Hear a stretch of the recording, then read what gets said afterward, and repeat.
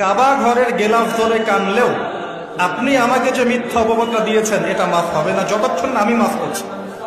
কথা কি বুঝতে পারছেন? মনে করেন আপনি আমাকে মিথ্যা একটা অপবাদ দিয়েছেন এবং ধুয়ে রেখে দিয়েছেন একদম মিথ্যা অপবাদ দিয়ে। যতক্ষণ আমি আপনাকে মাফ না করছি, কাবা ঘরে গিয়ে গেলাফ ধরে কান্নাকাটি করলেও এই পাপ মাফ হবে না ইনশাআল্লাহ। এই অবস্থায় মৌত হলে কি হবে? পরকালে দেখবেন আমি দাঁড়িয়ে আছি আপনার জন্য। আপনার হিসেব হচ্ছে, হিসেব শেষ।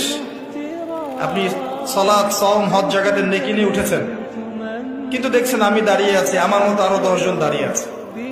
ওই 10 জনকে আপনি গালি দিয়েছিলেন, অপবাদ দিয়েছিলেন, তাদের গীবত করেছিলেন, তাদের সম্পদ বা সম্মানের হানি করেছিলেন। এখন কিয়ামতের মাঠে আপনার নেকি দিয়ে এই ঋণ শোধ করতে হবে, অন্য কোনো অপশন নেই। আর যদি নেকি শেষ হয়ে যায় তখন কি হবে?